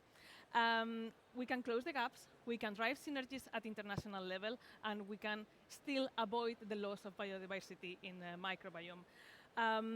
We still have to navigate the regulatory landscape, that's true, but what is clear is that they are paving the way for a healthier and more sustainable food system. So thank you for collaborating into that. Thank you. Thank you. Thank you, everybody, for being here. And now, just one thing, we will be back here at 2:45, so I wait for you, okay? Hello. Welcome back. I am going to ask you to use the headset, please. It has to be with the green light. So, can you hear me well? Perfect. Great. Thank you. Welcome back, and thank you for coming back. I hope you have some time to relax, to have a nice meal, and to have a cup of Italian espresso. That is always really good. It has full of antioxidants. So, following with this session today, we are jumping now into the last, but not the least, session of the day. It will be the last one here on this stage. And we all know, and you that are working on the agri-food sector, we all know that what we eat has an impact on our health, and this is not something that happens once in a lifetime. It is something that has or shapes our journey through the years. And we have the honor today and the luck to have some of the leading voices on healthy aging around Europe. So they will tell us how you can take part on the opportunity of being at the forefront of innovation in the agri-food ecosystem and healthy aging. And I will introduce the moderator of the fantastic roundtable that we have ahead of us, Lorena Savani. Lorena is the mission lead for the EAT Food, Healthier Lives Through Food. And Lorena, welcome to the stage, please. Welcome with a round of applause, please. Thank you. The stage is yours now, so I will leave it with you. Can you hear me? Can you hear me? No. Now can you hear me? Yes, great. So, welcome everybody. Thank you for being here today. Today we are going to talk about a very important topic, healthy aging. Who from you would not like to age healthy? No one. So it's a very important topic. It's a topic that is of interest for everybody. And today we are going to talk about that. First, we are having the pleasure of having Matteo Cesari from the World Health Organization. He is actually the head of the unit head of healthy aging and health in a World Health Organization, and actually he's going to talk about the global initiative of the United Nations Decade of Healthy Aging, which is from 2021 to 2030, which is a global initiative which is actually being led by the World Health Organization, and it's aimed to promote the better health, prevent disease, enhance the quality of life for older adults and their families and communities. So he will go through the presentation where he's going to outline the multi-stakeholder approach, multi-sectorial framework, and emphasis on how nutrition plays a vital role in preventing health and addressing the key areas and key enablers of this initiative. After that, we will have the great pleasure of having Anne-Marie Austin.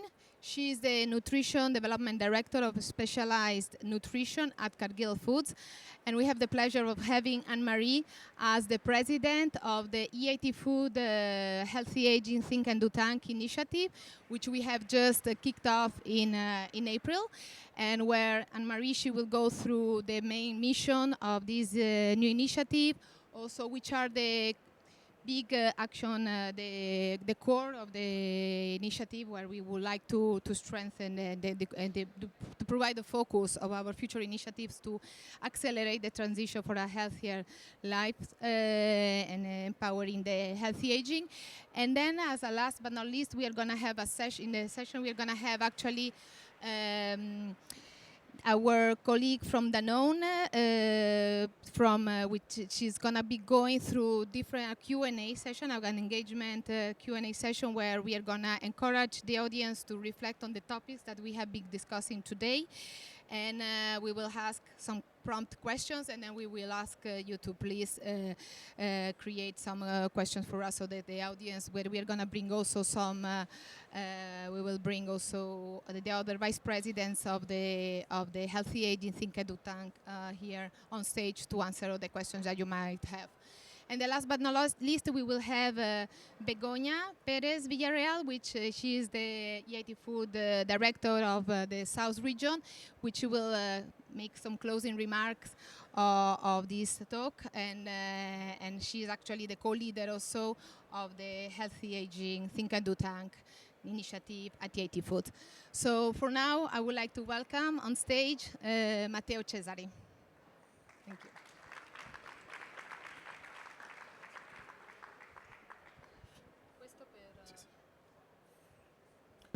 So, good afternoon, everyone. Thanks a lot for being here. Thanks a lot to the organization for having invited me to present the United Nations Decade of Healthy Aging. And in my presentation, I will try to show how this represents a real opportunity for the field of nutrition. So let me... So I don't know how many of you are aware about this global initiative promoted by the United Nations in 2020, engaging multiple stakeholders, because healthy aging is something that touches every one of us. Every one of us ages since his birth. And this is a United Nations initiative, so every member state across the world agreed to declare the decade between 2021 up to 2030 as a decade, a time for working together to transform the world where we live in a better place where to grow older. And as you can see from these slides, this is a multi-stakeholder action. It involves, of course, governments, but also private sector, media, academia, civil society organization, and of course, older persons, their families, their communities are also at the center of action. Why we talk about aging? The WHO, coordinating this global initiative promoted by the United Nations, started discussing about aging relatively few years ago, into 2015. And the reason is depicted in this slide.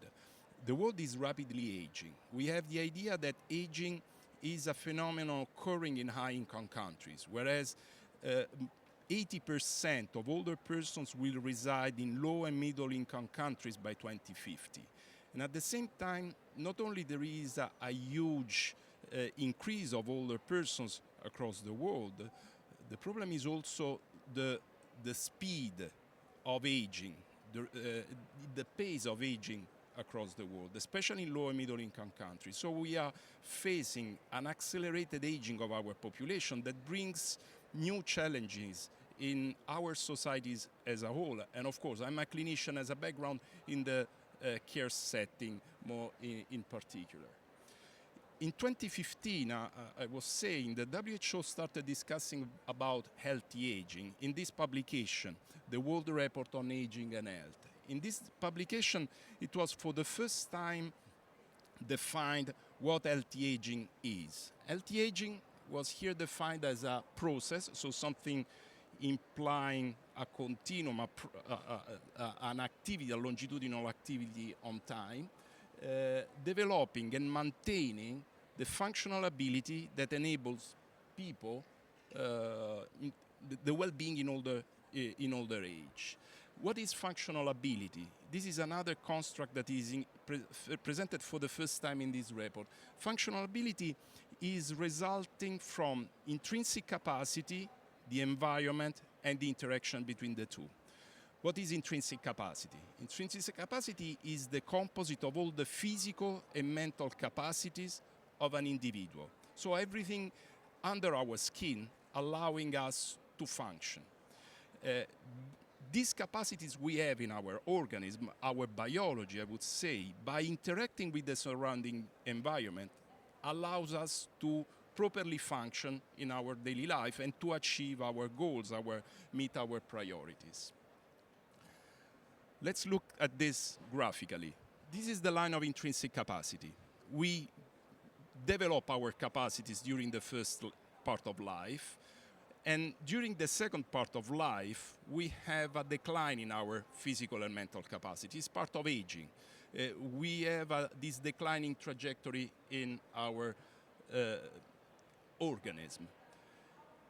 The objectives of our life, nevertheless, remains relatively stable.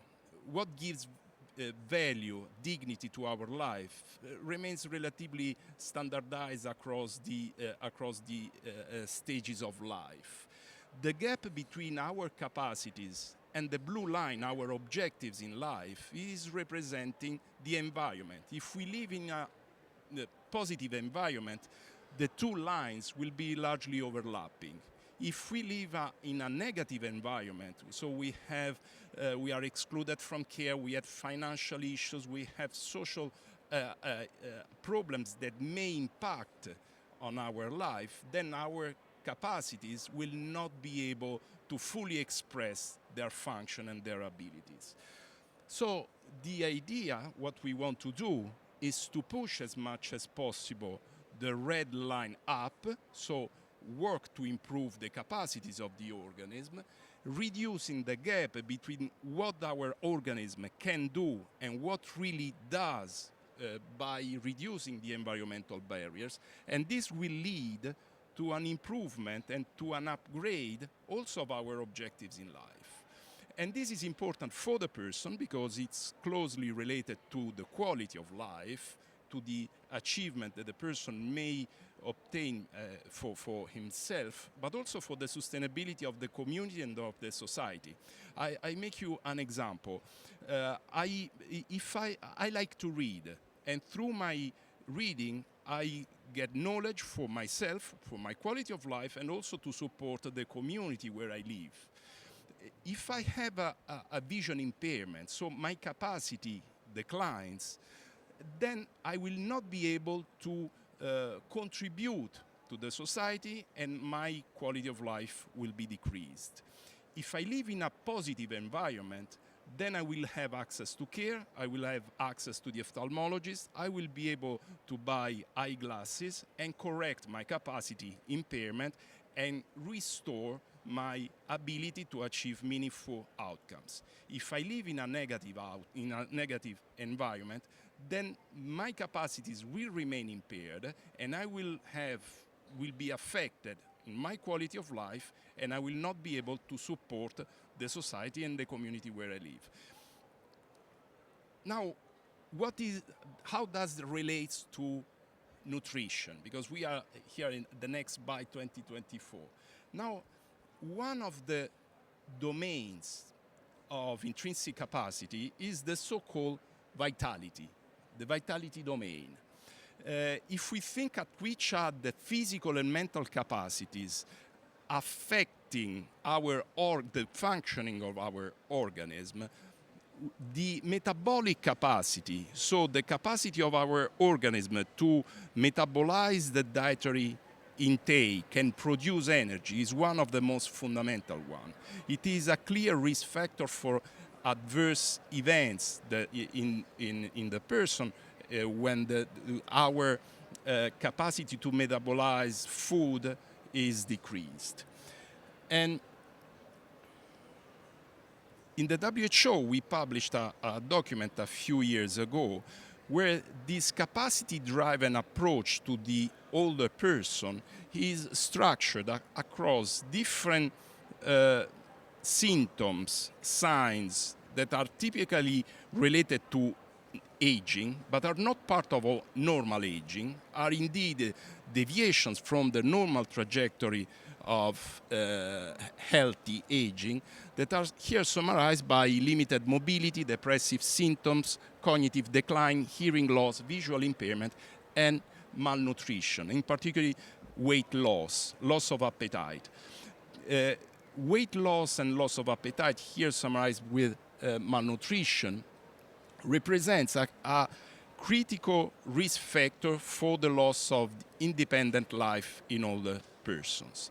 And we need to think about how this has a preventive relevance for implementing preventive strategies and how this talks to a life course approach. Because here I'm not talking only about older persons. I'm talking about the capacity of the population to develop and maintain their capacities over life and prevent the decline during the later stages of life. And of course, the more we build our reserves during the early phases of life, the more reserves we will have in the future when we will be old in order to face the endogenous and exogenous stressors leading to disability and adverse events. As you can see, malnutrition is not only related to the introduction of food in our mouth and the digestion of it. This is a very complex process. It's really talking to a multi-stakeholder audience because there are social issues implies in the malnutrition presented by older persons. There are physiological changes that occur physiologically with the aging process, and there are also psychological aspects that needs to take into account when approaching the issue of malnutrition in older persons. And we know that malnutrition is also a critical determinant of adverse events. As I was saying, first of all, disability, but also hospitalization, the so-called sarcopenia, the loss of muscle strength and muscle mass that are impacting on the quality of life of the person as well as also on the sustainability of our public health systems. If we look at the recommendations that the WHO published a few years ago, this is a document that was published in 2017, there is a list of evidence-based recommendations. And among them, in order to prevent the decline of intrinsic capacity, so to maintain the capacities to preserve our healthy aging trajectory, there is one specifically talking about malnutrition. So the evidence today is well established at saying that oral supplemental nutrition with dietary advices should be recommended by older persons affected by undernutrition. So this is a reversible risk factor, critical for the well-being of the older person, that can be implemented even at earlier stages of life. And it is not only touching on the food per se, but to the environment where nutrition is conducted and promoted. Now, the decade of healthy aging is built on this framework of healthy aging that, again, it was published in 2015, and it is structured around four main action areas. So how we, during this decade of the healthy aging, 2021-2030, how we are sure how we can achieve the healthy aging of the population. Mainly, the work is structured around these four action areas. First of all, we need to change the way in which we look at older persons at the aging process per se. There is a stigma, prejudice. Aging is seen as something negative, whereas every one of us ages, every one of us will become older sooner or later, and we will be tomorrow what we are today. So we need to have a different approach to ageism, and this means also identifying some issues of the older persons, not only based on age, but that might become manifestations of an abnormal trajectory of aging in the individual. There might be opportunities for approaching the older person in a more comprehensive way, in a more inclusive way, in order to promote prevention and strategies for healthy aging. We need to work on age-friendly environment. What does it mean? We need to change the structure where we live and improve opportunities for the aging population in order to reduce the gap between our capacities and our abilities. In an age-friendly environment, we will be able to fully express our capacities and better serve the communities where we live and achieve better personal objectives. And then there are two action areas that we have distinguished in two parts, but in reality are both talking to the same activity, that is to ensure a continuum of integrated care. We want to look at the person in a more comprehensive way by looking at the capacities of the individual and give to this integrated approach to the older person a longitudinal perspective. So we want to develop a model that is multidisciplinary, that is touching at multiple aspects of the health of the individual, including the nutritional aspect, in order to be sure that the trajectory of healthy aging of the person is maintained and preserved. And to do this, and I'm going towards the end of my presentation, we have different enablers. How we can achieve these 4 action areas against ageism, improving age-friendly environment, build better care infrastructures? Well, we need, first of all, to listen to the voice of the persons that are directly concerned. So the multi-stakeholder panel of persons that are involved with aging. Every one of us may contribute to this initiative. And older persons should be better listened in terms of priorities and needs, because the priorities and needs of older persons are not the same of adult and younger persons. We need to build leadership. We need to drive these changes. And this means start developing activities for building capacities across our societies. Very often we are not used to talk about aging, and there are no competencies on how to approach to the problems of older persons. We need to start this process for reorienting also care towards meaningful objectives. We need partnership. We need to connect the different stakeholders. As I was mentioning during my presentation, malnutrition is a multidimensional issue that can be tackled in a life course approach and invest multiple dimensions. It is a multi-sectoral activity. So we need partnership in order to look from the same problem from different perspectives and have this multidimensional strategy that is really more likely to bring results in the promotion of healthy aging. And then we need to innovate and develop new research. Now we are in an environment here where research and innovation are keywords. But how much of this research is focused on the new problems, emerging problems of the aging population? The aging population has different needs, different priorities, different values, different capacities, and if we do not take them into account and we do not develop specific targeted research, we will miss a lot of opportunities, and we will not be able to get meaningful, responsive results. So in conclusion, nutrition, of course, is a critical determinant of healthy aging. It's nested in the key concept of intrinsic capacity at the basis of healthy aging.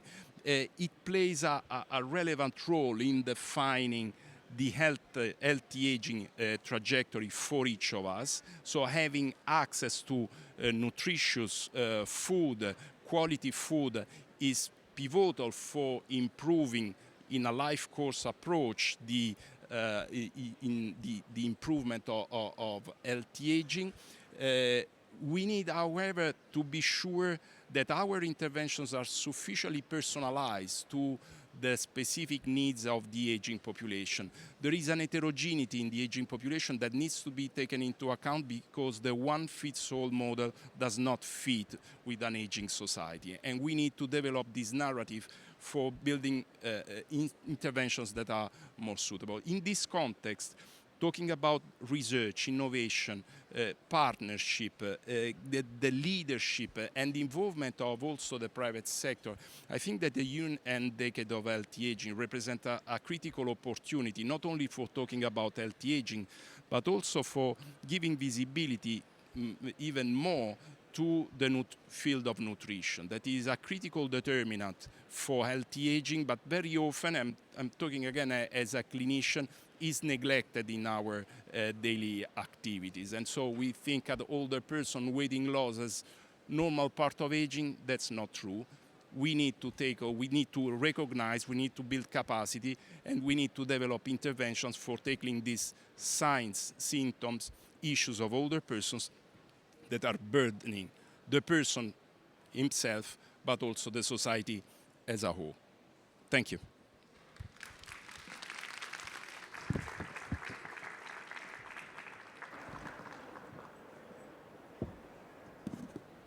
Good afternoon, everybody. I'm going to keep this beautiful headset so I can hear myself talk and you can hear me talk, but I don't scream in your ears. So it's wonderful to be able to be here today with all of you in Rome. And I have the privilege and the pleasure to introduce to you the Healthy Aging Think and Do Tank. As the topic is around aging, our Healthy Aging Think and Do Tank is actually really, really young. So we just kicked it off, and this is our opportunity to introduce it to you today. Professor Cesari already explained really, really elegantly the reason why we have to talk about healthy aging, and we have to talk about it today. So before going into the details, earlier this morning there was an inspirational speaker here on stage that said, talk hotter to me. She said basically the facts, the data are not going to convince everybody. So when I think about healthy aging, I instantly think about my amazing grandfather that loved to take his racing bike out for a spin. He was a very, very active person, and that all came to a standstill at 65 because of health issues, physical conditions. But because he was a very resilient man, he took up other things that made him feel happy and content and fulfilling. And he would always say, and it's so true, everybody wants to live up to 100, but nobody wants to feel and be old.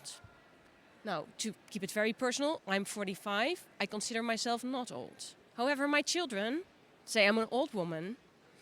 And to be perfectly honest, when I get out of bed in the morning after going to the gym, I also feel a bit like an old woman. So just homing down to the fact that we're all on that trajectory and we're all aging, and indeed it's time to act now. So these, going back to the facts and out of my personal life, it's super important to intervene right now, because indeed we live in a growing aging population, and by the time we live in 2030, it will be 1.4 billion of people, and even more so in 2050. People over 60 will be twice as many of those as the children under 5, and will also outnumber those under 24. It's a great thing that we all have an increased life expectancy due to improved care, due to improved life circumstances, but it also comes with a rise in non-communicable disease and age-related conditions. And that takes a big part out of the joy of life, because you do want to have that intrinsic capacity to have fulfilling lives.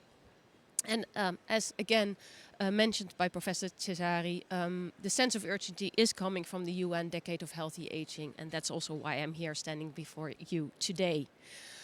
The good news, however, is that age-related conditions are preventable. If you do the right lifestyle changes, you can promote longer but also healthier lives.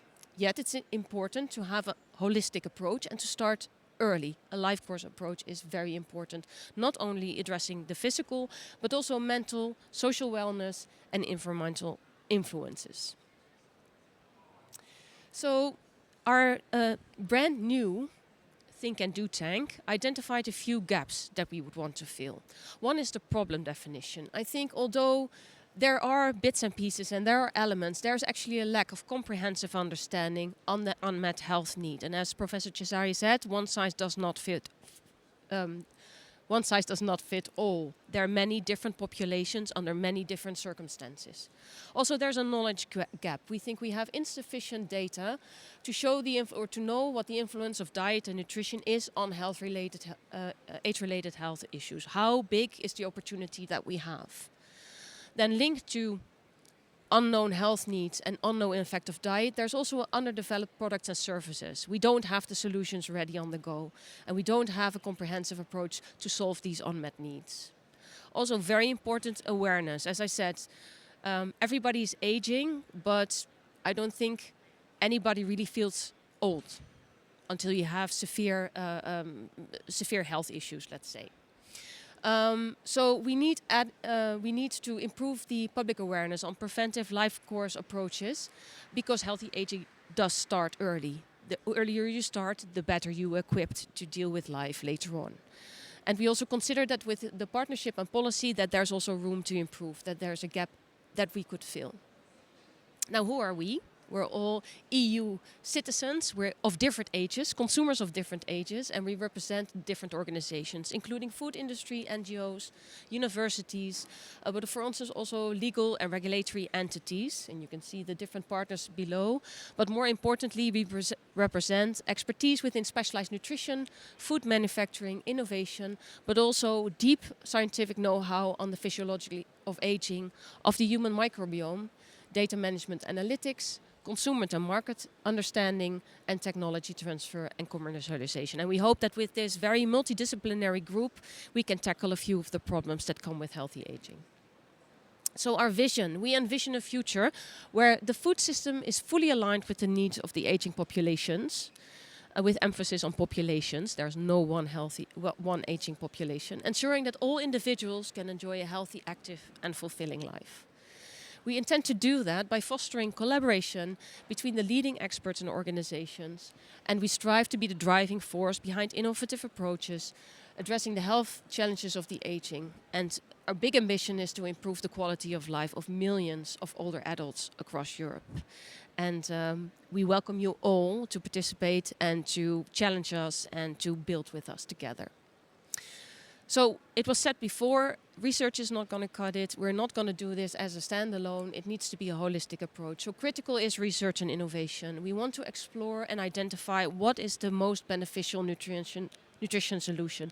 And being a nutritionist myself, there's not one silver bullet there either. Diet and nutrition is very much about balance. So this is something we need to take into account. We want to investigate the physiological and sociological factors that are underlying a successful or an unsuccessful diet and nutrition intervention. As mentioned, awareness of many different stakeholders is very limited. So we want to educate and increase the public awareness for the need of early intervention. And additionally, we want to educate the public on how lifestyle choices really are essential for maintaining functional ability and actually contribute to healthy aging. Then policy and advocacy is a very important pillar. We want to advocate for policies that integrate healthy aging into preventive healthcare and early intervention programs. Engage with regulators to support funding for age-related research and nutrition guidelines. And then when it comes to equity and accessibility, we need to make sure that whatever initiative we deploy, that it's inclusive across all socio-economic backgrounds. It should not be a solution for the happy few. And promote cost-effective interventions that are accessible to all. And finally, of course, we cannot do this alone. We need to make sure that we create support networks for peer engagement, build partnership with different corporations, non-profits, and healthcare providers. So without further ado, I'd like to introduce to you the 3 working groups that we defined. Working Group 1 is all about the dietary strategies to prevent age-related non-communicable disease. And its objective is to implement nutritional strategies, as said, to prevent NCDs, including metabolic and cardiovascular disease, but also cognitive decline.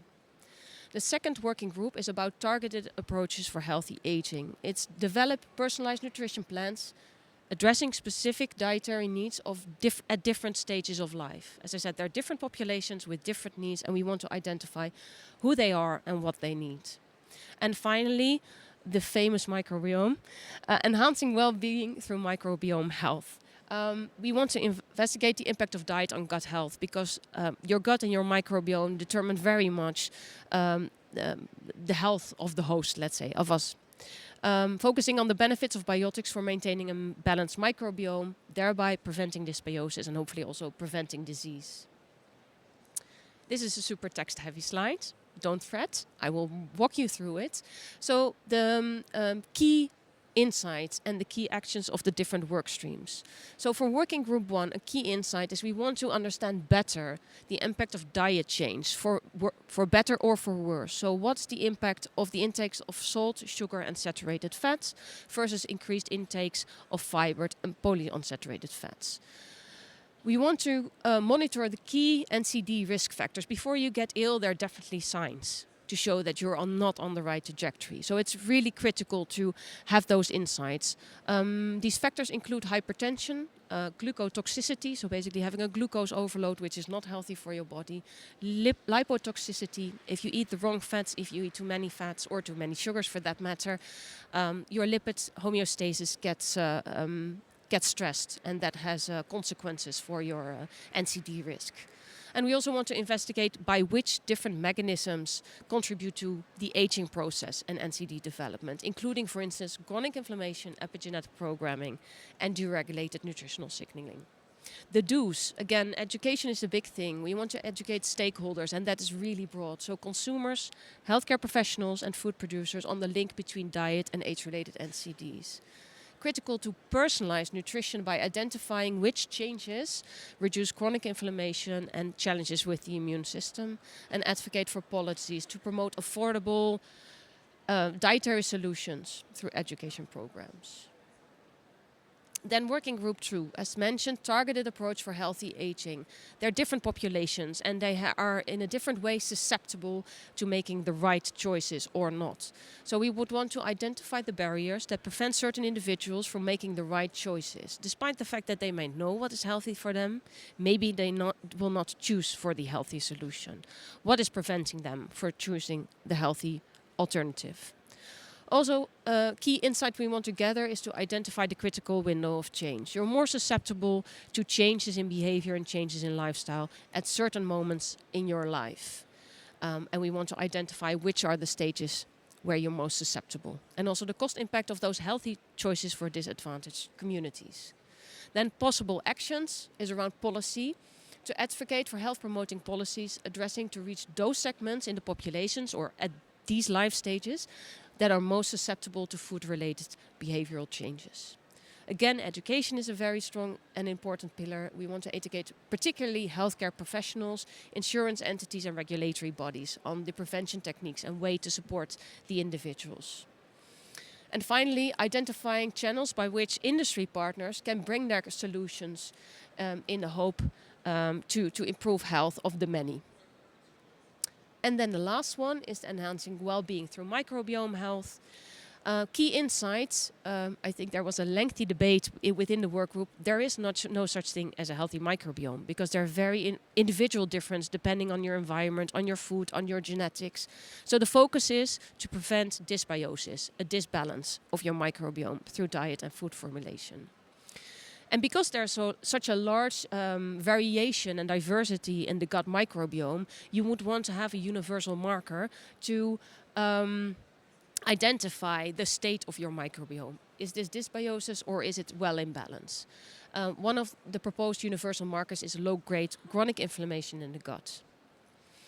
And a key insight is that there's a lot of emphasis on protein to maintain mobility, protein to solve age-related malnutrition, but there are other important nutrients like fibers that, despite the epidemiological data showing that they contribute to health also during aging, are a bit overshadowed. So this is something that this working group will dive into.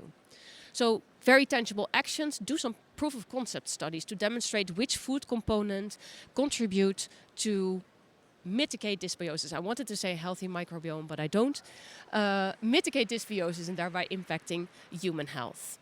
Also, when talking about fibers, there's an opportunity to improve the circularity of the food systems, because with our, I think, universal love for highly palatable processed foods, we can valorize fruit and vegetable waste streams because the one thing that is left out of many processed foods are the fiber fractions.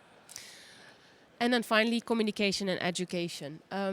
We want to deliver easy to understand, factually correct, yet appealing messages about food and gut microbiome to the consumer. And that's a challenge in itself. So with this, I would like to conclude the introduction and give the floor to Tiffaim, that will bring you up some challenging questions for you to think about and to answer, and hopefully to share your views and visions. Thank you so much, Anne-Marie. Thank you so much to the two amazing speakers that both introduced the concept of healthy aging and the need to intervene in a life course approach, as well as setting the stage for this Think and Do tank. We would like now, because we believe in the power of the collective, to engage in an interactive session. We will see if the tech works with us.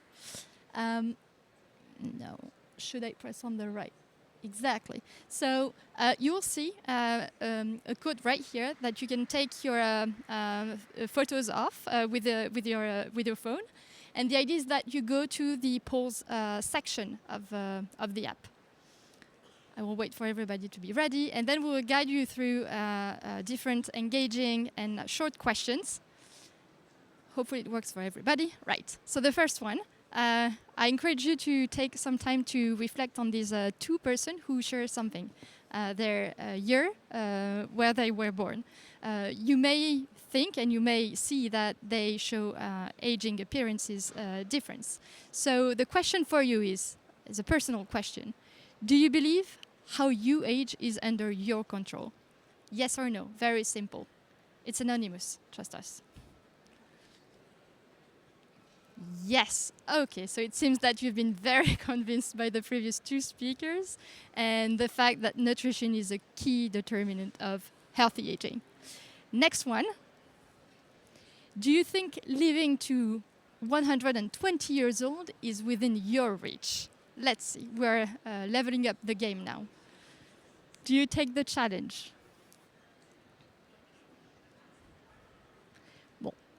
Without further ado, it seems that you believe it's not possible. Yet the science tells us that it's possible. But then we could elaborate more on the gap between the lifespan and the health span. How much we can close these gaps when we reach 120 years. I will leave the experts' answer to that question to you. But the answer is yes. The next one. Going to the beautiful gut microbiome. What food do you think is best for maintaining a healthy gut microbiome? Here, the idea is that we create a word cloud. So you should be able to name a few food items or even nutrients that go up here. Avocado, kombucha. Oh, kombucha. Okay, probably hearing a lot of discussions from the previous session, right, on fermented food. Fibers, we were expecting some of these ones. Vegetable and fruits. Berries. All right, so I think we're all aligned, but also very much looking forward to the other potential foods that may not be mapped today on this word cloud. And we'll wait for the two participants to finish. Well, we have 5. Wow, that's a very engaging session. It looks like we'll have more and more inputs to integrate to the working group. Thanks so much for that. I will move to the next one. So you've been introduced to this newly formed Think and Do tank with the outline of the different working groups because we would like to gather your inputs and make sure that we cover in a comprehensive approach healthy aging. Could you share with us what should be the primary focus of this Think and Do tank for healthy aging? So I don't know how short the question is. Should it be which working group? Obviously not, because we have the 3 working groups. You could add any new ideas that you think could be relevant to be tackled. So personal nutrition definitely is one, with the challenge that we know that all the different populations that exist on our planet Earth, but the need to have targeted approach. So target nutrition goes along the same line. Education, for sure, because we know it's a multi-stakeholder approach. I will take a minute to leave you add a few ideas and also allow the panelists to to have a look and reflect on that in the following Q&A session. Oh, there is an interesting one on slow food as well. Okay, so probably something around the dietary habits and the way you approach the food and grow the food with the slow food movement. Walk the talk. I like this one. So how do you actually make the change? Everybody knows what we should eat, right? But when it comes to actually change our behavior, that's where the challenge is. Okay. Well, thank you so much for that. These were the 4 short questions we wanted the audience to interact with us. Now we'll invite all the panelists to join me on the stage, and we'll open for the Q&A with even more serious questions. Please add your questions, again, using the same barcode there. And we should be able then to see the most selected question from the audience. Right, I'm looking at the team supporting there. They should appear on the screen. You have the opportunity to ask questions. If it doesn't work, we will circulate the microphone if it's easier for everybody. Just wait a second to see if it's possible. Is it possible to have the question on the screen? The questions that were asked in the app?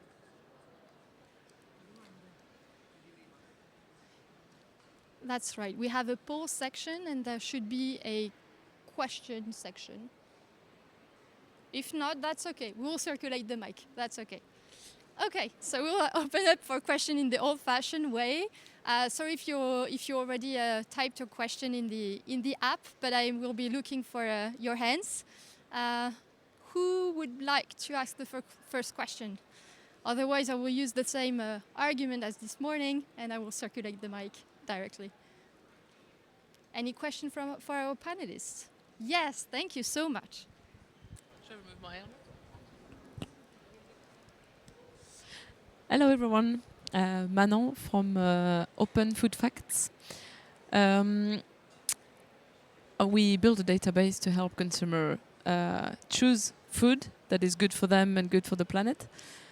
I'm wondering if there is plans to make some kind of index or score that would help consumers to identify the quality of the impact of the food on their gut or on the microbiome. I guess we all have a different machine, but thank you. When you actually said classification, I mean, I was really scared and afraid because we know already what is happening with classifications. I mean, we have seen all over Europe with what is happening with NOVA classifications, or with the stoplight classification. I mean, is quite difficult, and I would say that yes, probably this would be a kind of possibility. I would be very, very careful about that because, as it was actually said before, I think that out of this discussion that we are having is that we cannot really think about one single approach that is working for everybody. So it may be that for me and for my microbiome, I could go on legumes and I would be very, very happy and healthy. But if we go for legumes on another person, probably this is not going to be the same. So to me, it's more about educating and communicating what is about. Because again, we have to take into consideration this extreme heterogeneity. And somehow I'm always saying that, we need to try to, to govern entropy. That is not always very simple. Maybe can I add briefly? I think the topic of healthy aging is super interesting, but actually a healthy diet, you can have some guiding principles throughout. Indeed, like whole grain foods, unprocessed, nutrient dense, legumes, fruits apply across the board. So that what will be true for an adult of 30 will also hold true with tweaks, of course, for a 70-year-old. And yes, there's different parts of it, but if we only make a small shift in the general understanding of what healthy foods are in the context of an aging population, I think we are well on track, let's say. We have the time to take additional questions if you like. I will be looking for your hands. Otherwise, I have one that I would like to ask to Professor Karlberg. We mentioned that we need to have a personalized approach to promote healthy aging. Would you be able to elaborate on a few strategies that exist already from a scientific perspective and some positive outcomes that may be already present in the scientific literature? I think. Can you? Yeah. Yes, we can. Thank you. So the basis, we're all different. You see, we look all different, and we are different inside the intrinsic capabilities. And the core point, from my point of view, is the immune system. It hasn't been really mentioned so far, but we have to have a well-functioning immune system. Some of us are not that lucky to have it yet, and they have to promote it. So in addition to what was said before, we cannot only see the food, but we have to see physical activity, good sleep, reduced stress. So it's a whole set of aspects that we have to look on. So in principle, everyone can get the top abilities. It is to a large extent in our own hands. So this is the main message, that it is not, you're not born with low capabilities. You may just get to them, and then you can go back in case you may have done something wrong. So it's a change of lifestyle choices and the factors that I mentioned. Thank you so much, Professor Karlberg. Apparently, we're reaching the end of the session already. That was a very short Q&A session. We really encourage you to continue to connect with this new Think and Do tank, and we'll welcome any inputs that we can incorporate in the strategy. So thank you so much. Thank you so much to our panelists as well. And I will give the mic to Begonia for the closing remarks. So very quickly, so do you have any doubt why in EIT Food we have to work in healthy aging? We have heard that we are aging, science of birth.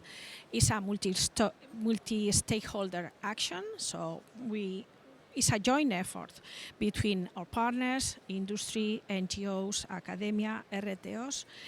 As well, we have heard specific targeted research and innovation is needed, education, public awareness. That is the knowledge triangle. That is what EIT Food is aimed to. So keep an eye to our microsite. We will keep you informed about the interesting thing that I'm sure we will do together with our partners. And I'm sure we will see each other on the next, we have heard 120 plus minus the year you have. So if I'm doing my account, so I will see each other for the next 100 years here. Okay, enjoy the day. Sorry. Just before you go, since there was some questions from the audience type into the QR code, we will make sure that we collect all those questions and we will be posting it, and also making sure it's all resolved in our microsite, which is being updated on the Healthy Aging Think and Do tank on eitfood.eu. Okay, thank you. Sorry about that.